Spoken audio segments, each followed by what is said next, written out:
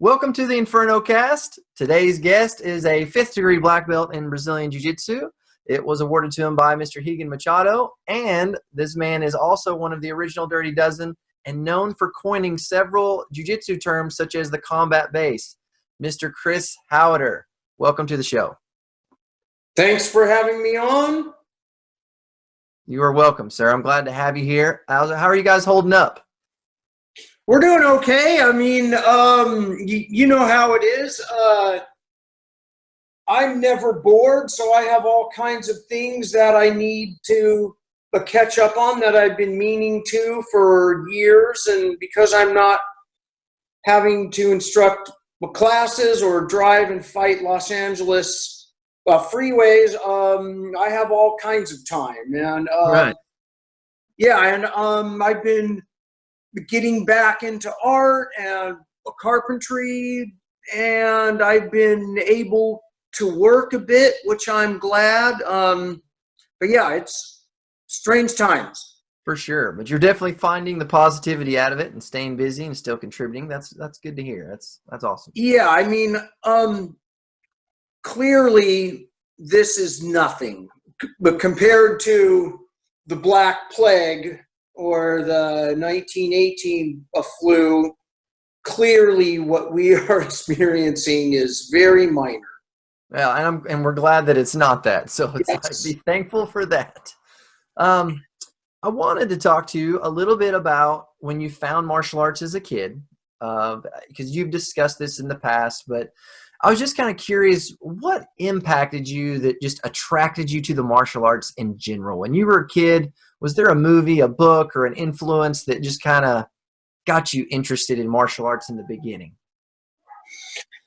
Well, let's see, not to psychoanalyze myself or divulge too much into myself.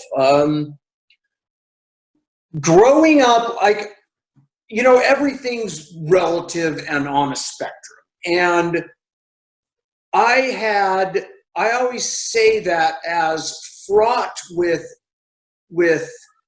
alcoholism, dysfunction, and fear that my life was. My childhood was mostly very great and fun and exciting, sometimes to the point of almost dying exciting. And I was a stutterer, and there's analysis as to why and whatever that causes that and all that, but there was a lot of years where and I'm a guy who thinks of myself as actually a very verbal guy, and I'm an artist, and I'm a writer who almost never writes, but I always have a lot of things I want to say, and as a kid I could not say almost anything because I stuttered, and I was teased a lot, probably less than guys who I saw that were really picked on, but I learned at a very young age that if I could react them with overwhelming, quote, shock and awe of violence, that was a very good route to stop them. Now, of course, as kids, that you can get in a lot of trouble as well as other stuff. That's my dog running through the house, and a daughter. And then, I like to say I was born in the mid-'60s. I came of age in the 1970s. I mean, I grew up in the 1970s. I came of age in the 80s and early 90s. So when I grew up in the era of nunchucks, Bruce Lee, Kung Fu Theater, Chuck Norris, spinning back kicks on ninjas, and that represented, for an insecure young stutterer who was a lightweight, that represented an ideal of power. And if you could learn martial arts, you would have power. And Karate was my first martial art, not because it was the one of choice, but because that was the one where I could ride the BMX bike to that was close enough. They didn't have kids classes, and they let me join the adult class as long as I would be mature in the class. And I will say that there are a few things out of that childhood karate experience that I am grateful that I had. And a lot of it was, the hardwood floors, the repetition, the standing, don't move, learning how to be precise, how to have structure.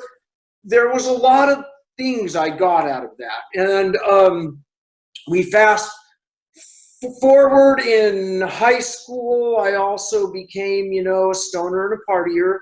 But I was on the wrestling team, and before high school, when I got into altercations, which I frequently did because I had a large ego and a stutter,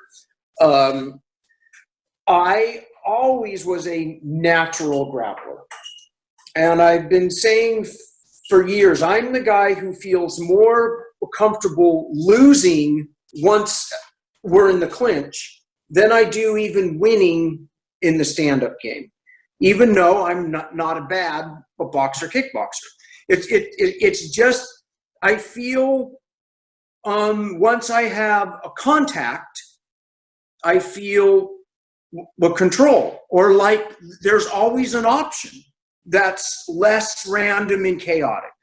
Do you feel that, because you mentioned you're a natural grappler, and this has been a discussion I've had, with a lot of people over the years.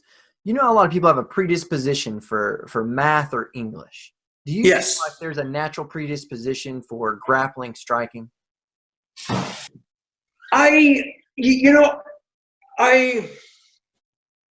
Because I have no expertise in psychology or neurophysiology, I don't want to act as if I do. But it does seem like there are some of us who are very comfortable with being grabbed and grabbing. Mm-hmm. And I don't know if that's nature, nurture, a blend of both. But there are others who hate being grabbed and have an almost repulsing reaction. And then I also think that let's see. I mean, I would almost want to say that I feel as primates, all humans are natural grabbers. From climbing and grabbing in trees to how we interact and play with other primates, we are grabbers. And we're a very huggy, close-knit species. And I used to say years back that I thought one of the appeals to the grappling arts is in modern culture, grabbing, hugging, but touching seems to be less appropriate. So it's like when you finally get a chance to grab your friends, it's very fun. Hang on a sec. Yeah, so that's kind of where I'm at. My kids are in the room. I'm asking them to not stare at me while I'm in the middle of doing my podcast, because then I start thinking of my language has to be guarded. Right. So now probably indicates I don't speak with proper child-friendly language. Right. Yeah, it happens. It happens. Yeah. So you started the traditional arts when you were younger. Then you found wrestling.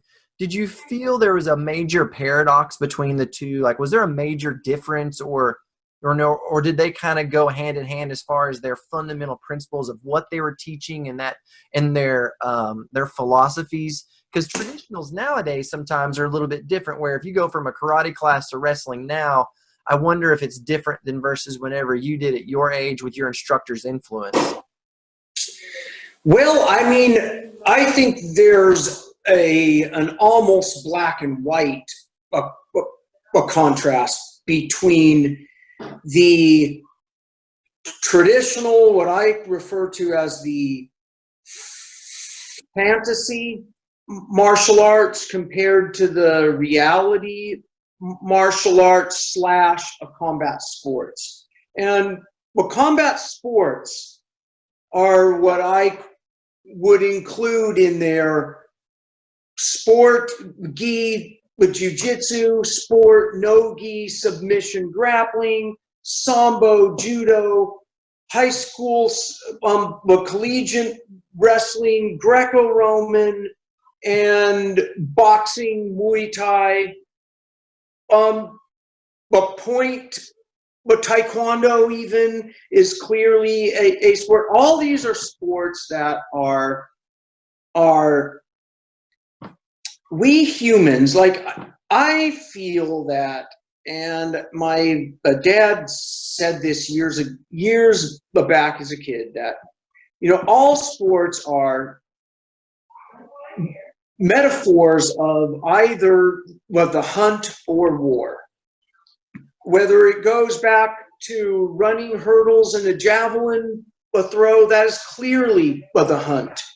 If you can run down an animal and spear it, you will eat. Your tribe will eat. You will be lionized as a hero, which also goes as to why in modern culture, if you spend 20 years as a geneticist researching a disease, come up with a cure, you will be far less of a hero in pop culture than the athlete who can jump 6 feet in the air and slam dunk, because we are animals and we are primed to look for primal strengths and skills.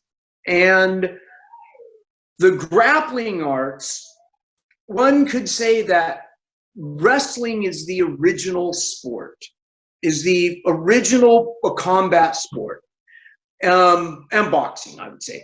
And these are so primal and so in our genetics, in our DNA, that is why this is a very long way of answering it, where jiu-jitsu feels so therapeutic, and because it's as natural as a state as eating or sex. It is something that we humans crave. Mm-hmm. And we, in the sports, we create rules so we don't lose eyes, limbs, and life. And the combat sports, if approached as arts, it's almost like, it's like, I give speeches a lot on this, to separate your martial arts training mentally. I split them apart in 3's: street, art, and the sport. And in order to have good sport, you have to practice the art and think street. Like, I gotta win. That's the competition. It's win or lose, live or die. In order to have good street effectiveness in your style, you have to practice the art, which is growth, which is exploration, which is risk, but development. You have to hone your body, which is the vehicle of the art. You can't just not be, you have to have a strong core. You have to stretch. You have to work on the athletic skills. So all of these are important. And I think what happens is we lose ourselves down one of the rabbit holes of these 3. And if you think of it in terms of art of the eyes, Street is like red, Mhm. sport is blue, and the art is black or white. And when you blend all these colors, you get just one blah of color. But when you split them apart, you can clearly see, the street is red, but that's blood, that's this. And the sport is blue, that's grounding, being on the earth, feeling it's for the game, creating a game, because the sport is practical. Because it's impractical to have absolutely no rules. You have to have some. And the art, again, is exploration and growth.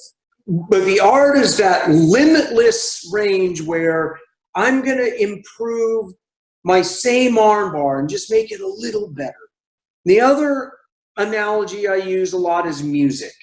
It's a kind of like, like someone will say like old school, new school, like, oh, new school music all sucks, or oh, the old school is lame. I mean, what is old school? How old are we going? What is new school, right? And like music, we often in martial arts, we learn by mimicking. We learn the songs of the bands we like. And you can become a really good cover band. You can even blow away the original band who you're covering in terms of the actual instrumental skills, the range of your voice, all that stuff. And the sport is filled with guys who are great cover bands, brilliant cover bands, better than the originals, better than the original Haleo or Carlos at the actual skills, or the Marcelos, or as we keep improving that sport, right? And the art is making your own music. And we come up with your own song, your own beat, your own this. And sometimes it'll suck. And sometimes it won't. And that's kind of like how I approach my view of the martial arts as a whole and the combat sports. Whether they are, some fantastical Chinese wushu style. I mean, clearly that the acrobatics, the maneuvering of the body, the awareness in space, the gymnastics, the stunts of Jackie Chan are incredible. Now, would that work in a UFC cage? Probably not, right? But we still want to be entertained, which would lead me into the whole other thing about martial sports. And I strongly suspect, as an amateur historian / philosopher, that pro wrestling evolved because real wrestling is boring to audiences. You can't keep a butt in a seat. And in order for wrestlers to make money wrestling, they had to make it a show. And they had to add more and more drama to one up the show. And then you have a speciation split. Do you where currently right now with MMA? Yes and no, because my view of modern MMA is if I were going to, let's just say right now, Rick Sanchez flew by and he goes, hey, I'm going to bring you over to an alternate universe where UFC never happened. And I will cruise over there and somehow it got banned or whatever it is. And there's still reality arts. There's still garages with Brazilians practicing this thing I call Jiu Jitsu, and if I were to start a UFC show, it would probably start much the way it did, because I want to see which actually works and the closest thing to a real fight I can possibly have. And then I would find out that the masses, at a certain point when a guy is being held in a guard for a half an hour, they get bored. So I would add rounds, because I would want to add excitement, and I would bring guys off of the ground. It's kind of like what happened in boxing. When before like the 1960s, the clinch was an integral part of boxing. And referees, but depending on who they were, which state, which country, would allow a lot longer time in the clinch, which is what I always loved in boxing. I love clinching. Even as a boxer, I loved the clinch part. And then because of the thumbs and the elbows was the reason, but really it was because the crowds would boo in the clinch. So they started to pull it apart, because the combat sport promoter's goal is not the same as the combat sport purist's goal. The promoter's goal is to get as many eyes watching the show. And the purist goal is to have the most realistic battle between humans that one can have without losing limbs, eyes, and life. And so in between there is a spectrum, right? And I'm rambling on, but well, no, there's some congruency to your message, because it's, you're describing this. It starts out with pure intentions, but when it needs to be monetized, there's other social constructs that have to come into play, because when people don't know what they're looking at, it's hard for them to be entertained. I think a good example of exactly what you're saying was Matt Lindland in the UFC. He was winning fights. He was a tough guy, and he got cut because he wasn't excited.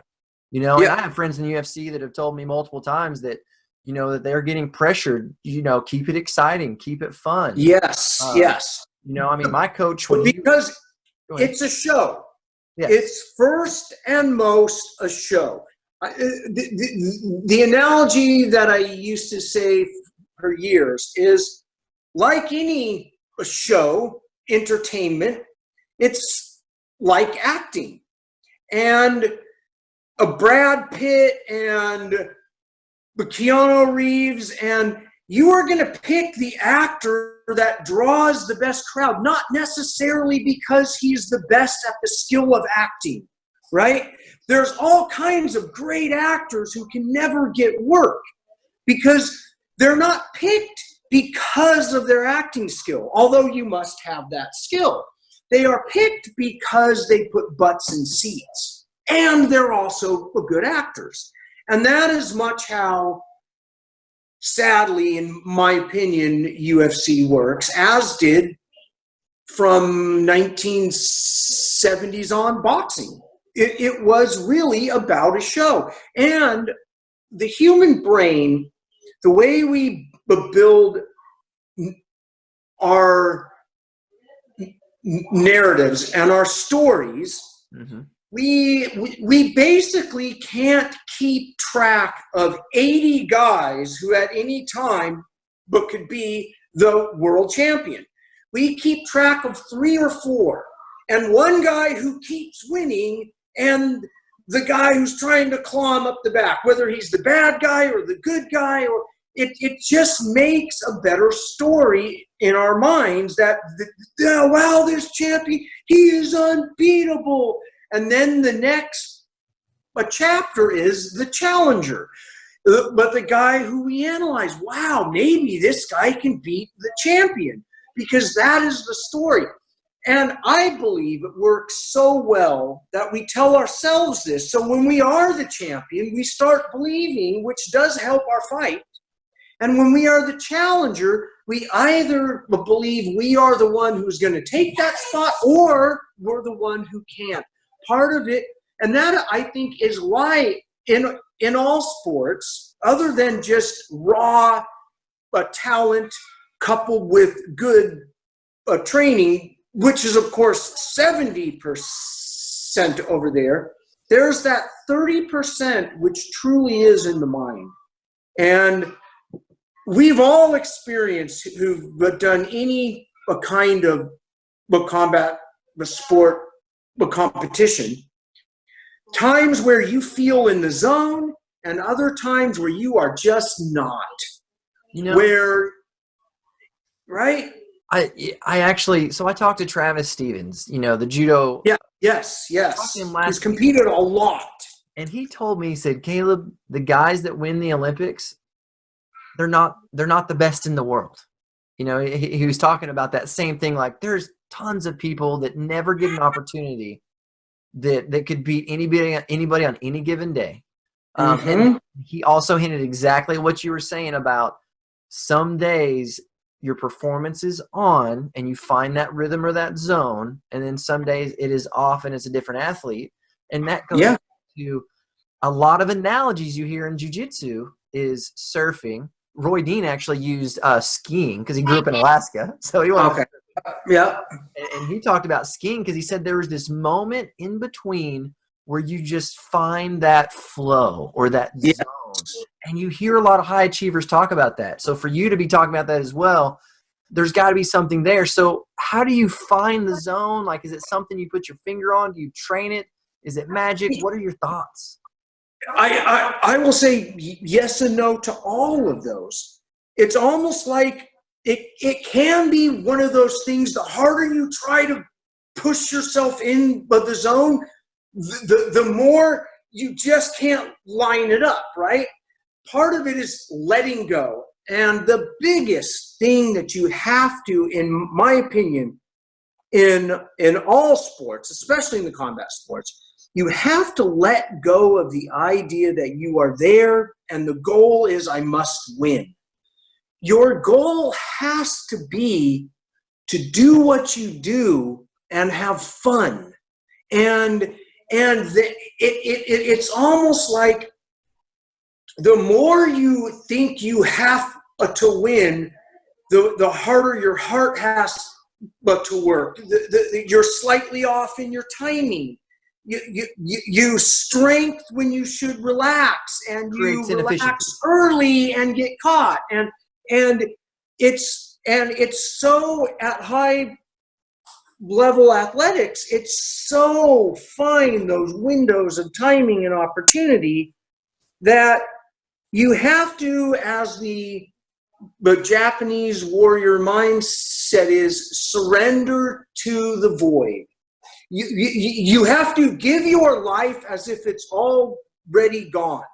You have to, the best thing I learned in the early days, where as an American, you kind of always knew you would get robbed of points. You know, you would have to hold longer than the other. It was really bad. And when I was resentful at that, I would perform worse. But when I leaned in and said, you know, I'm going to be the underdog. And in my mind, I'm going to start as if I'm going to get robbed 4 points no matter what. So I'm starting down 4 points. And it opens it up, and I'm going to not care if I win or lose. I'm just going to fight my best and have the most fun I can possibly have. The other thing, like, I remembered this once years ago, and it sounds arrogant as if I'm bragging, but I think it's a great story. It was one of the early Pans, and I was in a bracket with 5 or 6 other Brazilians, and I think it was one of the Masters divisions, and I saw that they knew the referee. They were all Brazilian, and they switched around the brackets, and I could see they were trying to wear me out. and make it so I have the least a chance of winning, and one of them has the best. I don't remember which one they wanted. And as I observed it, I realized what was happening, and the ref or the scorer, the guy holding the brackets walks over and he's like, "Hey, we were thinking," and I immediately interrupted and went, "You can switch me wherever you want," loud, so all my opponents heard it, because I want them all. So as many times as you want to have me fight, and whoever you want, you can even give them advantages and points if you want, because I'm here to fight. And I got in their heads and I won. You know, and I knew at that moment, I saw it in their eyes. I'm in their head now. it's psychological warfare. Yep. You know, I talked with Justin Rader, and he talked about that exact thing. Was he would go to tournaments and world championships, and he brought up one where his legs were shaking under his gi, and I've had that. Yeah. He looked over at the guy that was the champ or whoever was winning, and he said, he's like, I stared him down the entire walk over to the bleachers. And he said, as soon as I got around the bleachers, I almost passed out. But he's like, I wanted him to know that I was coming for him. There was no excuse. You know, so when you look at the psychological warfare of it, when do you feel like, you know, because you found Brazilian Jiu-Jitsu, you became a practitioner, you'd spent time in the military, you were a wrestler, you'd done martial arts as a kid. Where was that transition for you to where you knew it was mind, body, and soul to be successful at a high level? I mean, I would say intellectually, I absorbed that pretty young, just because I brawled a lot. Mm-hmm. And I saw the patterns of male dueling, I'm going to call it. It's not like I'm being mugged, right? Or it's men dueling, and I like to say that a brawl in the bar or in the schoolyard is basically unlicensed MMA, and so it's kind of a thing where I don't think that there was ever a moment where I realized it. It's almost, I'm like, you know, when you're like a white belt and you get your first armbar or choke where you led them down the hole into the trap. And that, like, where you're like, oh, I get it. Yeah. It's not the armbar, it's the trap, it's the process, it's the game, right? And I think that mentally it's that same thing. And like the high level athletes, and I would call myself a high level athlete, but not like in the Travis Luter realm of but guys who do a lot of competition. Like, I've competed more than most, and I've won 8 out of 10 of my matches since a blue belt, which is pretty good. I mean, if I have my overall, it is good. And I've had times where I've won, but I've been off. And I've won where, like, I barely squeaked it out and I didn't feel good afterwards, and my lungs were on fire and my grip was shot out afterwards. And other ones where I've lost, but I felt really good in the fight. Right? Those two, yeah. Right? Yeah. Where my lungs weren't burning. I didn't feel lactic acid overwhelming me and my grip shot out and all that. And so, the other thing I think that is key, which is often overlooked, not always, is there's nothing as golden as experience. In other words, if you're nervous, you can't think yourself out of being nervous. You can only act yourself out of it. You can only, and that's like one of the things I've observed with, especially like the JF comps or any legit comps or phones, is people don't warm up enough. I agree. Because the first 30 seconds of your first match is the worst part of it all, right? I mean, that's where your butterflies are there. Your legs feel weak. You feel out of balance and all that. Your second match is you're good. So you should go into your first match like it was your second match. You should be sweaty and have already had a fight.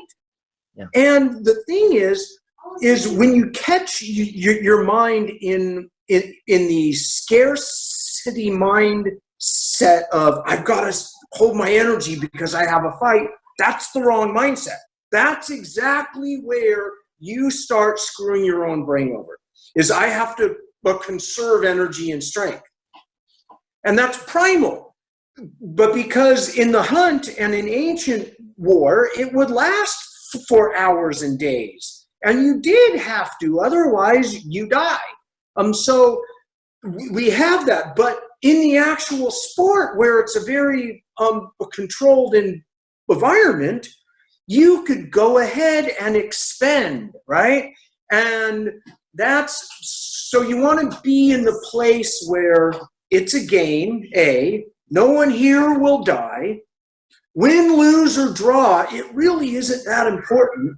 I'm here because I love this. I don't have to convince myself I want to win, because for the last 40 years, I've been trying to win anyways. I don't have to go, do I really want to win? Of course I want to win. I don't have to convince me I want to win. I just have to go fight the best fight I can possibly give and enjoy it. Go ahead. So the perceived scarcity, and that's like a very interesting topic. Perceived scarcity, yes. How do you see that bleeding into people's lives off of the mats? Like, because I'm sure it affected you in your own life where you realized this is perceived scarcity. I got to play all out. I just got to go. Yes. I got to play. Was there a time that happened? Or was it? Yeah, I think like one of the greatest games, but to understand it, is poker, right? So if you have a small pot, but you get great hands, you can lose the game, because you got to have money to make money and play, right? And one could say it's in economics, it's true in the market of capitalism.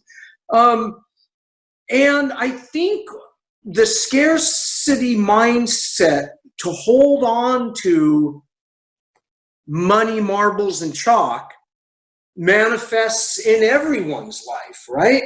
And we all have it. And what is it? I don't remember. It's one of those great liberal childhood books about the golden rules of life. And most of the golden rules of life you learn in kindergarten.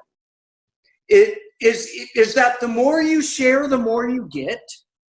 The more you give, the more you get. The more you cling on, the harder it is to hold stuff. And I mean, and as lofty and as like spiritually-ish as it sounds, I think a lot of that in athletics is very true. In especially in the team sports, you have to pass the ball. Even if you're the star, you have to pass the ball. And well, the combat sports are interesting because in the combat sports, we realize we need a team. We need the guys. We realize that, but we don't work as a team.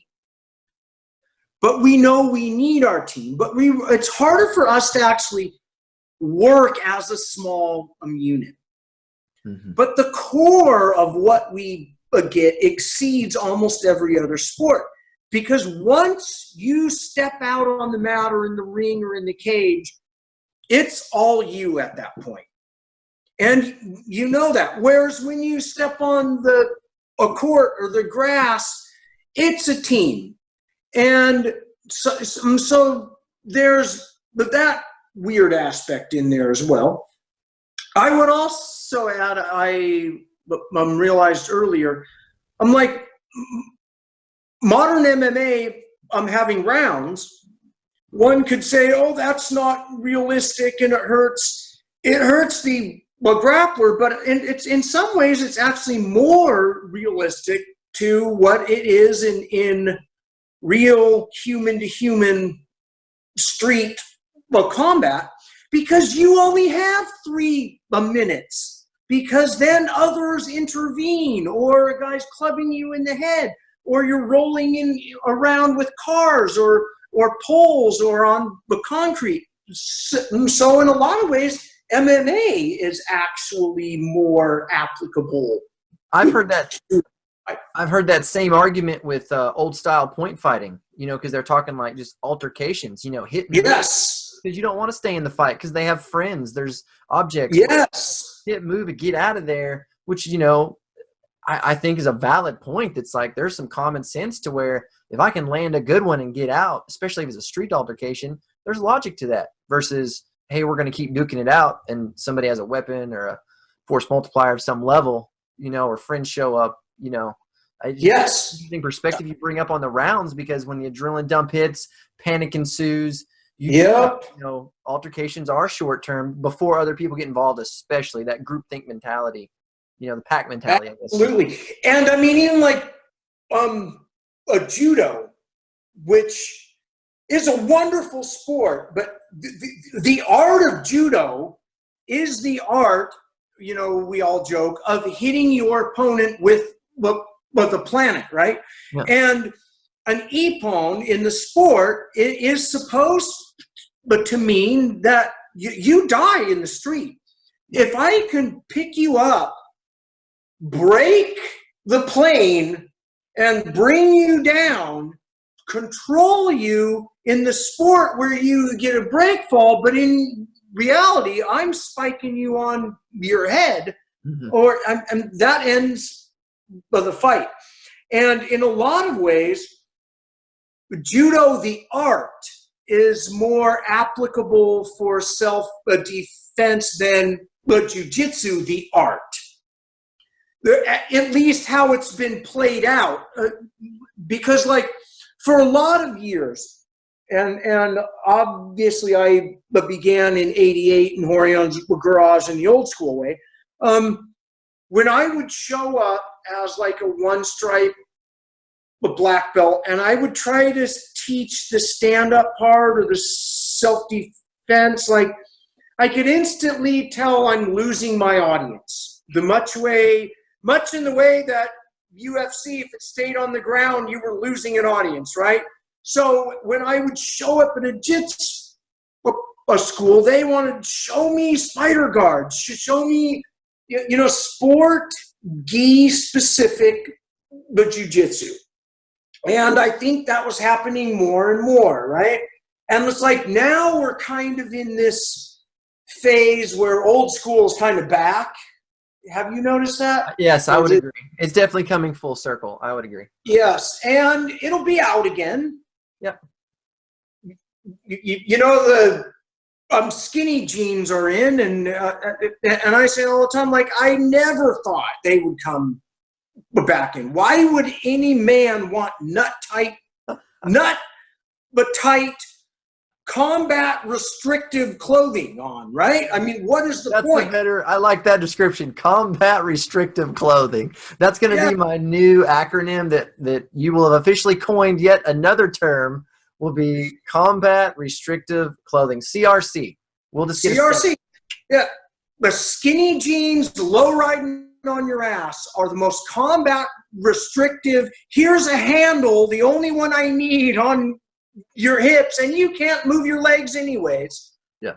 And then, and then I always a joke, for a brief period, usually 6 months, we will go through a size appropriate clothing in style period.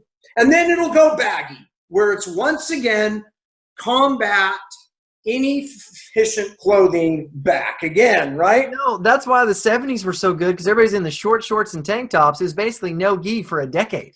It was, yes. It was, oh, God. Yes, humans are weird. We are the strangest of animals. Very weird.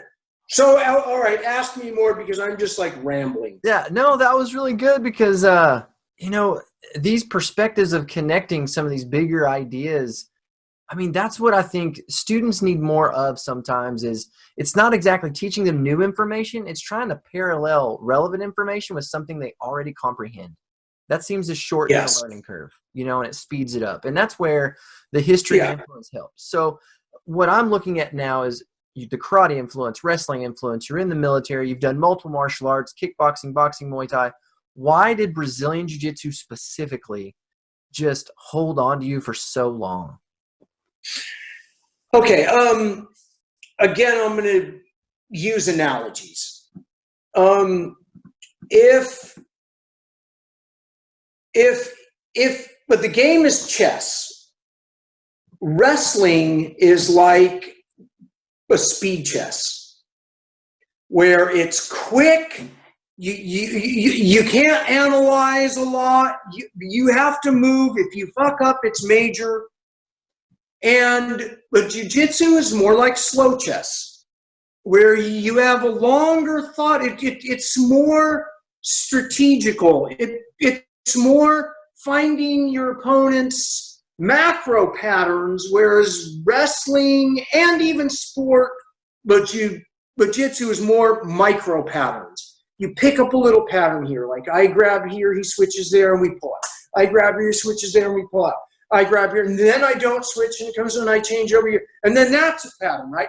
Which is also, I like to combat a sport analogy, and I used to have a great old boxing coach, and for the life of me, and it pisses me off, I can't remember his name, because it was back when I was 19 and self-absorbed and partying, and he was this old LA boxing coach, a black guy who was kind of a drunk. But yeah, I learned more from him in 20 minutes about boxing than anything. And boxing is jazz. Yeah. And you can, when you're playing jazz, when you're working with the band, with your opponent, then it's a dance. And it's a dance of picking up beats, rhythms, and changing them and moving them around. And when you fight jazz, you can still win, but it's a fight. It's ugly, it's nasty, it isn't art. It's not the sweet science of boxing. Yeah. Right? Yeah. And we all hate sparring a guy who doesn't know how to spar. It's miserable. Yeah. Even if you could beat him, right? Yeah. And we all hate grappling the athletic white belt because it's like putting a cat in a bag. Yeah. You'll do it, but there's nothing fun about it. Correct. It's a miserable experience. And so, what was your question again? I can't even remember. My question was, what made you hold on to Brazilian Jiu-Jitsu so much compared to the styles you trained? So not only is it primal body candy, but it's mental candy too. Because I feel like I'm playing a game of poker and chess and jazz with my body. So it's the I'm playing, yes, it's the combination of all this happening. And unlike wrestling, which I love, the rule palette grows when you can be on your back in the guard. The rule palette grows when you could joint lock and choke, when it's not just sticking a guy on their back. And suddenly it opens up this whole thing where it's like, I remember being in Horion's garage, and I was rolling with hoists, and I laughed. And he was a little man. He's like, "Why are you laughing?" And I'm like, "I'm laughing because I'm realizing that I've finally found," and I knew really early on, but I found that thing that it's like pro wrestling, but real. It's like the Kung Fu movie ideal, but yet real. It's this thing that, like, wow, it's limitless. But growth goes forever. But growth goes both outward and inward. I can take one move and spend the rest of my life refining the move, or I could take it and expand it. And it's not linear; it's dimensional. And Right. so that's kind of where I also very early on picked up my idea. And if I ever go insane, it will be my rule of threes. Is because I think us humans are forever trapped in the 1 and 0, yes and no, good and bad, liberal, conservative, ones and zeros, right? We are stuck in that. Yeah. And the only way out is to try to get a different axis, to break the dimension of the trap of the binary. And that has been my rule of threes. And it's street art sport, stand up, clinch, ground. And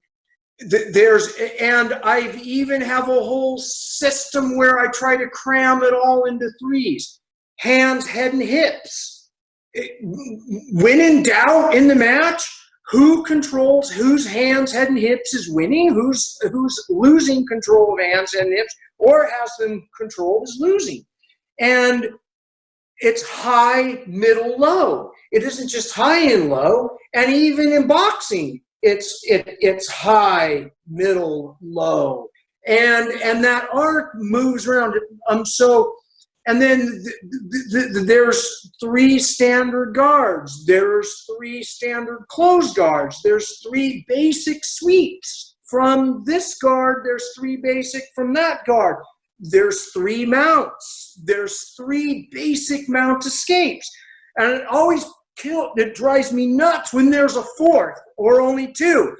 Because my OCD, ADD brain wants it in these 3s. And I know it's only a model, but I love it as a model.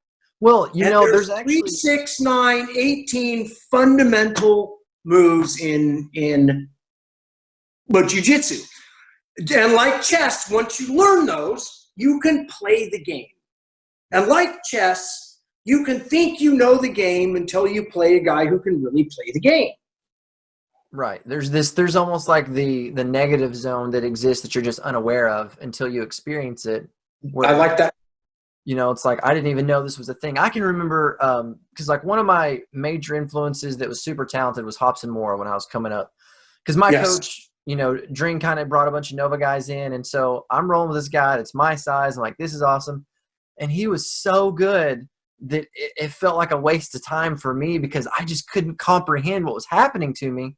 Because all this stuff that I just didn't understand, and he was trying to teach me, while we're rolling and all this, and I just felt like I was drowning. I was just so overwhelmed because my brain couldn't process what was happening, because I was still on that binary plan of if I push, you pull, and then I would push, and then he would be behind me, and the math didn't happen.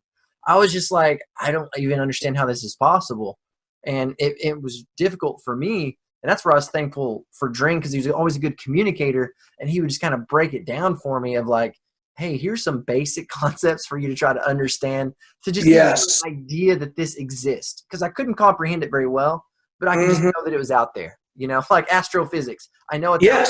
I just don't know much about it. And you don't live long enough to discover it by trial and error. And that's why it's a knowledge much like every other body of knowledge. It comes from a collective learning, and it requires the collective. It cannot be learned in tiny groups or in isolation. Like But Jean-Jacques Machado is one of those guys that like he when you grapple him, he's either like water or like lead.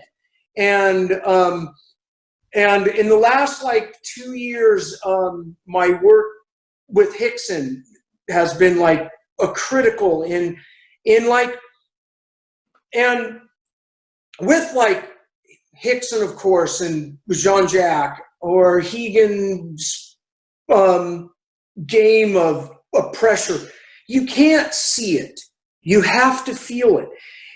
You have to feel when this is a structure, but now it's movable here instead of here, right? And it's that small, the invisible jiu-jitsu that for the last 2.5 years I've been Could you maybe equate it to grammatical rules of writing? Because like when I read words, I just see words, but it's the grammar and the placement that can really define it. And you see that in legal interpretations where you put a comma in the wrong spot and you're in trouble. You're in trouble. I mean, that's with the argument over the Constitution. And it's the argument over Old English. Because language evolves. As much as someone might not want to believe in evolution, evolution is occurring culturally as well as and at a more rapid rate. And but the analogy I often use is language in the grappling arts. And it's like the grappling arts I think of like as the Latin languages, right? Mm-hmm. If you speak Latin, which is now an extinct language, which basically evolved into Italian and branched off into Spanish, French, Portuguese, right? If you speak one of those, you can learn the other ones fairly easy. You can at least understand them, or you could think you know them, but you really don't. But because it's kind of alike, you think you know it. It's like I remember in the early days, judo guys were almost the hardest to recruit because they thought they already knew it. Right, it was Nawaza. Yeah, and I remember like this happened to me about 5-10 years ago. I was going up to the U.S. Olympic judo team, and I would instruct a ground class, and then afterwards, they would instruct me, and they would, effortlessly throw me, and then I would tune them up on the ground, and I made a joke. I went, "It's amazing how after all these years, you guys still suck so bad on the ground." And they looked over at me. It's like, it's amazing after all these years, you suck so bad standing up. And it was like one of those, yeah, it's true. But they're right. And a lot of that is time. The constraint of time. There's only so long that we are in the, what I call the adult athletic competitive window. Yeah. That age from about 18, 19 to about 35, that's it. And if you show up to a class that tries to show boxing, tries to show Muay Thai, tries to show the gi jiu-jitsu, tries to show the no-gi interlocking game, that tries to show judo, tries to show Greco, tries to show freestyle, it's too much. Overwhelming. So we do tend to find an area where we specialize. And then even within that art, we find an area where like I'm a back guy, or I'm a guard guy, or I'm an open guard guy, or I'm a closed guard, right? And so we don't live long enough to master all the arts, or very few of us do, right? Yeah. I thought of something the other day that kind of makes me, you really remind me of this, because I was like, there's not a lot of PhDs in geology that are getting criticism because they don't have a PhD in like microbiology. You know, like Right. That's true.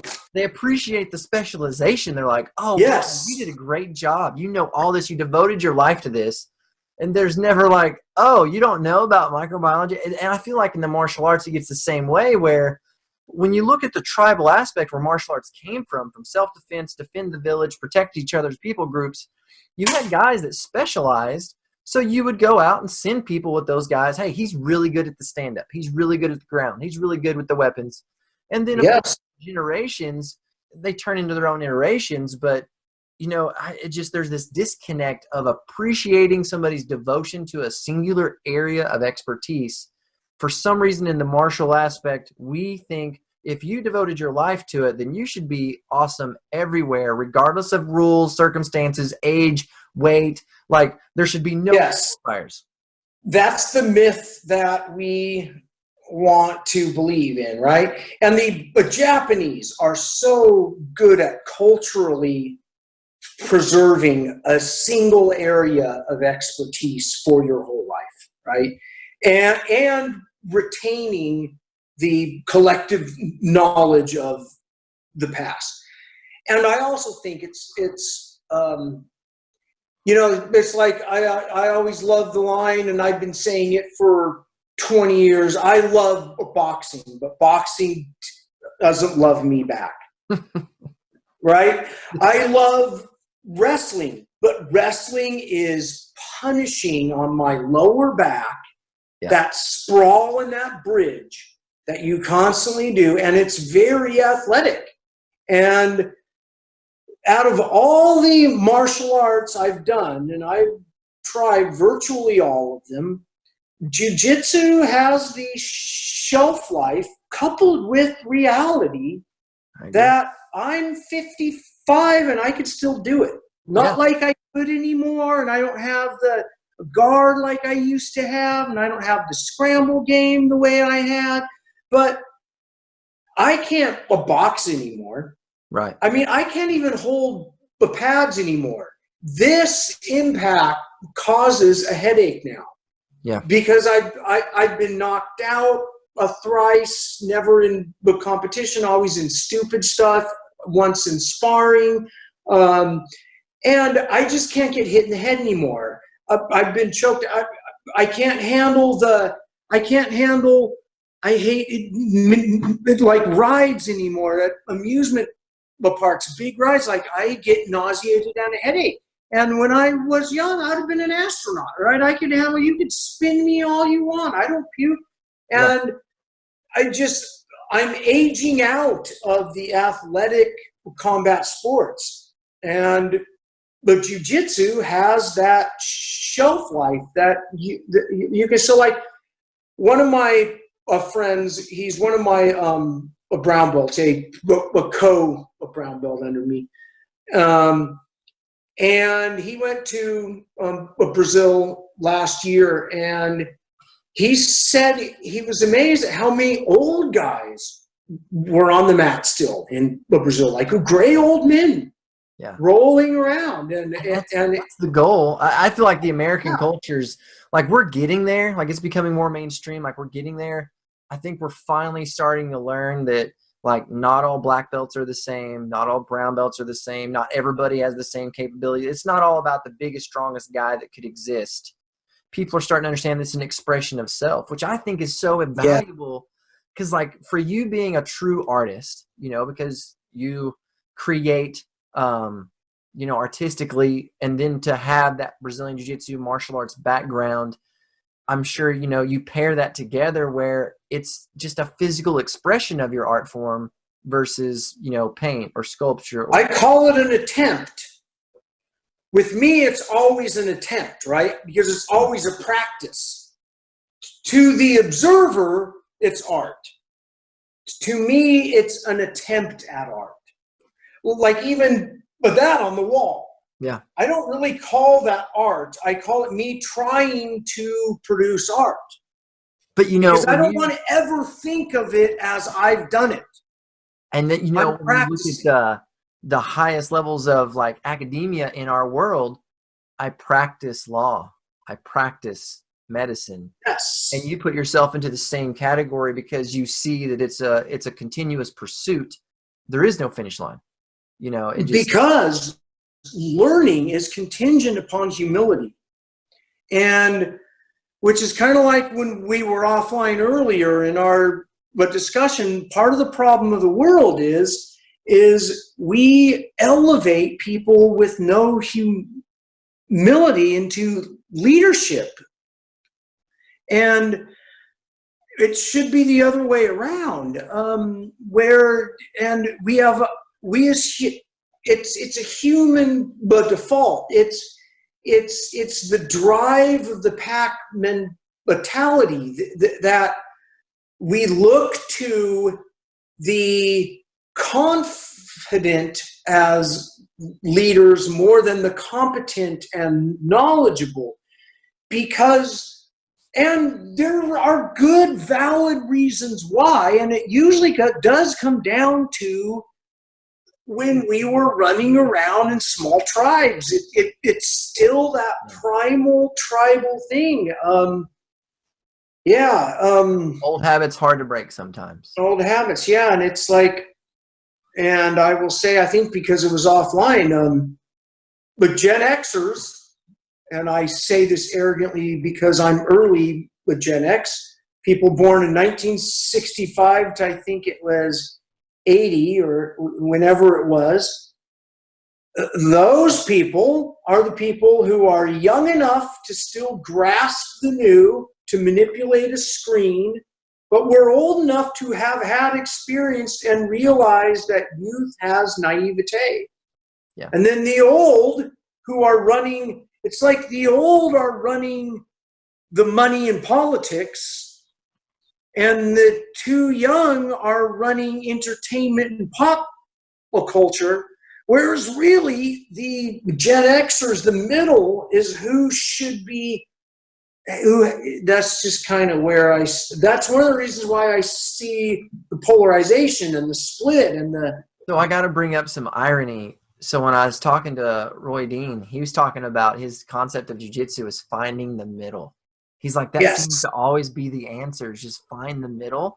And then you're taking it to socioeconomic politics, and it's the same concept, find the middle, because it is balance. And the only thing I would add, in order to find it, you have to explore the extremes.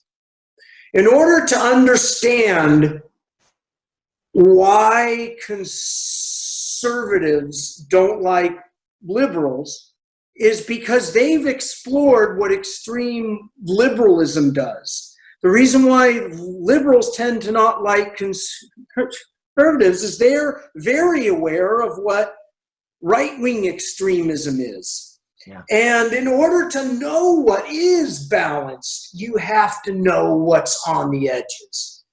And so the middle way, the cautious way, is also a recipe of no growth, unless, because we're once again trapped in the binary, unless you pull that third view out. Then you could dance down the middle and have constant awareness of extremes and even run over there. It's like all things in moderation, including moderation. Sometimes you got to just go off. Sometimes you got to eat acid. So whenever you look at it from a martial arts perspective and exploring those extremes and being all over the spectrum, do you feel like when people start training Brazilian Jiu-Jitsu that's their struggle sometimes, is they just don't know where to go first? Like, do I need to just follow the lessons, be a good follower, whatever they say, that's what I do? Or do you think like they need to go explore, cruise around on the internet, find different videos, try new things? If you were going to coach somebody stepping into the Brazilian Jiu-Jitsu world, what advice would you give them to kind of help their journey fulfill them as quick as you can? Like how can you help them learn? I'm going to close with this. If I had my dream academy in the alternate universe, on some mountain atop near Elven country with a waterfall and all the training apparatus and all that stuff, I definitely know what that dream model would look like. And I can't explain it all, but again, it's in my 3's. Mm-hmm. And there's multiples of these 3's. And before you even did anything, the first thing that you would experience is being armbarred and choked and held where you can't move. Then you would not experience that again for almost 6 months, because what you would then experience was how to move your body. It would be shrimps. It would be wall walking, which I invented. It would be mountain climbers. It would be learning how to drown proof yourself. It would be learning how to relax in a ball of pressure and find the area in which you could breathe. It would be getting everything in your body completely tight and then relaxing everything and only bringing back online what is absolutely needed. It would be all that stuff before you began any class. But that will never happen. Yeah. And all of my magical dreams in my role-playing game world to create my 10th level character requires something that in reality we cannot actually do. But if you put your mindset into the fantasy, which is why I say every time you shrimp, every time you drill, pretend it's real. Do it as if you were performing in front of a camera and you had to make it look so good and real. So when you move your hip, you are moving your hip. You are feeling your hip. You are feeling the placing of hands. You're feeling when your whole body moves and when it's moving independent. And get into the drama of it while you train, and then the reality will act itself out. And with that, I'll close. That was excellent. What a great analogy, putting intentionality into the intentionality into the training, which makes you think basically you see it here first, and then it will come out tangibly and physically. Which, yes, that's some profound information. Thanks for taking the time today. Oh, what are we? I'm going to leave you with that. Oh, wow. With the journey from white belt into black belt. The layers, the lines, going above and below, the clarity of a white belt, lost when you're a blue belt, further lost as a purple belt, rediscovered as a brown belt, and back to the start as a black belt. Profound. Thanks so much for the time today, sir. I definitely thank you. And if there's anything I do for you, always just let me know. And I know that everybody's going to enjoy this immensely.